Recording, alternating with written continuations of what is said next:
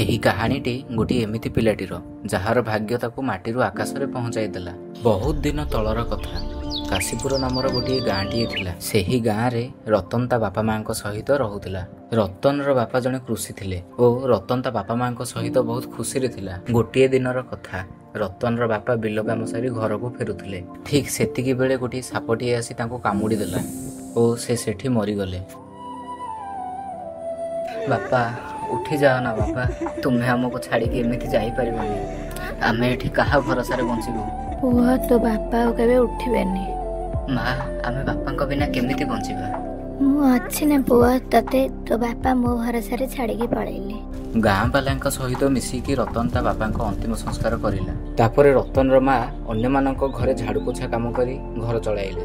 ରତନର ମା ସବୁଦିନ କାମ ସାରି ସନ୍ଧ୍ୟାବେଳେ ଘରକୁ ଫେରୁଥିଲେ। ରତନ ମାଆଙ୍କୁ ଦେଖି ବହୁତ ଖୁସି ହେଇଯାଉଥିଲା। ଗୋଟିଏ ଦିନ ସନ୍ଧ୍ୟାବେଳେ ରତନ ତାର ମାଆଙ୍କୁ ଅପେକ୍ଷା କରିଥିଲା। ଠିକ୍ ସେତିକି ବେଳେ ରତନର ମା ବହି ଓ ବ୍ୟାଗ୍ ଧରିକି ଆସିଲେ ଓ କହିଲେ, ଦେଖ ପୁଅ, ତୋ ପାଇଁ ମୁଁ ବହି ଓ ବ୍ୟାଗଟିଏ ଆଣିଦେଇଛି। ତୁ କାଲିଠାରୁ ସ୍କୁଲ ଯିବୁ। ମୁଁ ତୋ ପାଇଁ ସରକାର ସ୍କୁଲରେ ଆଡମିସନ କରିଦେଇଛି। ରତନ ବହି ଓ ବ୍ୟାଗ୍ ଦେଖି ବହୁତ ଖୁସି ହେଲା ଓ କହିଲା, ମା, ମୁଁ ବହୁତ ଖୁସି ଅଛି। ମୁଁ କାଲିଠାରୁ ସ୍କୁଲ ଯିବି। ତୁମେ ଦେଖିବ ମା, ମୁଁ ଭଲ ପାଠ ପଢ଼ିକି ଭଲ ମଣିଷ ହେବି। ତାପରେ ରତନର ମା ଖାଇବା ତିଆରି କରିଲେ।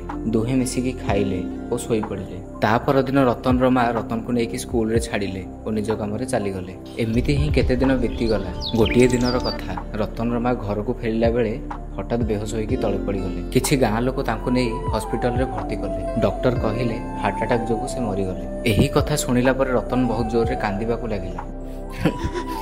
ନାଇଁ ମା, ମୁଁ ଆଉ କାହା ଭରସାରେ ବଞ୍ଚିବି? ସବୁ ଗାଁ ଲୋକମାନେ ମିଶିକି ରତନର ମାଙ୍କ ଅନ୍ତିମ ସଂସ୍କାର କରିଦେଲେ। ତାପରେ କିଛି ଦିନ ପର୍ଯ୍ୟନ୍ତ ଗାଁ ଲୋକମାନେ ରତନକୁ ଖାଇବାକୁ ଦେଉଥିଲେ। ଆଉ କିଛି ଦିନ ପରେ ରତନକୁ ସମସ୍ତେ ଖାଇବାକୁ ଦେବା ବନ୍ଦ କରିଦେଲେ। 2 ଦିନ ହୋଇଗଲା। ରତନକୁ ବହୁତ ଜୋରରେ ଭୋକ ଲାଗିଲା। ରତନ ଏମିତି କେତେ ଲୋକଙ୍କ ପାଖକୁ ଗଲା ଆଉ ଖାଇବାକୁ ମାଗିଲା, ହେଲେ ସେମାନେ କେହି ବି ଖାଇବାକୁ ଦେଲେ ନାହିଁ। ରତନକୁ ବହୁତ ଜୋରରେ ଭୋକ ଲାଗୁଥିଲା। ସେ ମନେ ମନେ ଭାବିଲା, କ'ଣ କରିବି? ବହୁତ ଜୋରରେ ଭୋକ ଲାଗିଲାଣି, ହେଲେ କେହି ବି ମୋତେ ଖାଇବାକୁ ଦେଉନାହାନ୍ତି। ଯାଉଛି ମନ୍ଦିରର ସିଡ଼ି ପାଖରେ ବସିବି, କାଳେ କିଏ ସେଠି ମୋତେ ଖାଇବାକୁ ଦେବ। ତାପରେ ରତନ ସେଠି ପ୍ରତ୍ୟେକ ଦିନ ବସି ଭିକ ମାଗିଲା। ବାପା, ବାପା, 2 ଦିନ ହେଲା କିଛି ଖାଇନି ବାପା। ମା, କିଛି ଖାଇବାକୁ ଦିଅ ମା। ବେଳେବେଳେ କେତେ ଲୋକ ଏମିତି ରତନକୁ ଖାଇବାକୁ ଦେଇ ଦେଉଥିଲେ ଆଉ ବେଳେବେଳେ କେତେ ଲୋକ ପଇସା ମଧ୍ୟ ଦେଉଥିଲେ। ତାପରେ ସବୁଦିନ ରତନ ମନ୍ଦିରର ସିଡ଼ି ପାଖରେ ବସି ଭିକ ମାଗିବାକୁ ଲାଗିଲା। ଏମିତି ହିଁ ସମୟ ବିତିବାକୁ ଲାଗିଲା ଓ ରତନ ବଡ଼ ହୋଇଗଲା। ହେଲେ ତାର ଭିକ ମାଗିବାର ଅଭ୍ୟାସ ହୋଇଯାଇଥିଲା। ସେଥିପାଇଁ ସେ କୌଣସି କାମ କରିବାକୁ ଚିନ୍ତା ବି କଲାନି। ବାସ୍ ସେଇ ମନ୍ଦିରର ସିଡ଼ି ପାଖରେ ବସି ଭିକ ମାଗୁଥିଲା। ଏ ବାପା, ଖାଇବାକୁ ଦିଅ ବାପା, ଖାଇବାକୁ ଦିଅ, 5 ଟଙ୍କା ଦିଅ ବାପା।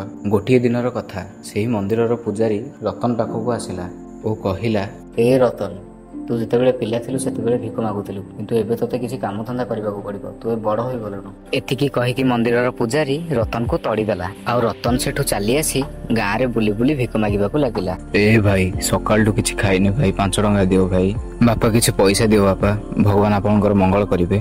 ବେଳେବେଳେ ଏମିତି କେତେ ଲୋକ ରତନକୁ ପଇସା ଦେଇ ଦଉଥିଲେ ଆଉ ବେଳେବେଳେ କେତେ ଲୋକ ରତନ ଉପରେ ରାଗି ଯାଇ ବହୁତ ଗାଳି କରୁଥିଲେ। ତୁ ଯେତେବେଳେ ପିଲା ଥିଲୁ ସେତେବେଳେ ଭିକ ମାଗୁଥିଲୁ, ତୁ ବଡ଼ ହେଲା ପରେ ବି ଭିକ ମାଗୁଛୁ, ତତେ ଲାଜ ଲାଗୁନି? ଏମିତି କେତେ ଲୋକ ମିଶି ଗାଁ ମୁଖିଆଙ୍କ ପାଖକୁ ରତନ ବିରୋଧରେ କହିବାକୁ ଗଲେ। ଆଜ୍ଞା, ରତନ ଆଉ ଗାଁରେ ରହିବାଟା ଠିକ ନୁହେଁ, କାରଣ ସେ ଯବାନ ହୋଇକି ବି ଭିକ ମାଗୁଛି। ଏହାର ପ୍ରଭାବ ଆମ ପିଲାମାନଙ୍କ ଉପରେ ବି ପଡ଼ିବ। ହଁ ଆଜ୍ଞା, କବି ଠିକ କହୁଛି। ରତନକୁ ଗାଁରୁ କାଢିଦେବା ଉଚିତ। ଗାଁ ଲୋକଙ୍କ କଥା ଶୁଣି ମୁଖିଆ ଗାଁରୁ ରତନକୁ ତଡ଼ିଦେଲେ। ସାଙ୍ଗମାନେ, ରତନ କେମିତି କୋଟିପତି ହେଉଛି ଜାଣିବା ପାଇଁ ଚ୍ୟାନେଲଟିକୁ ସବସ୍କ୍ରାଇବ କରି କମେଣ୍ଟରେ ପାର୍ଟ 2 ଲେଖନ୍ତୁ।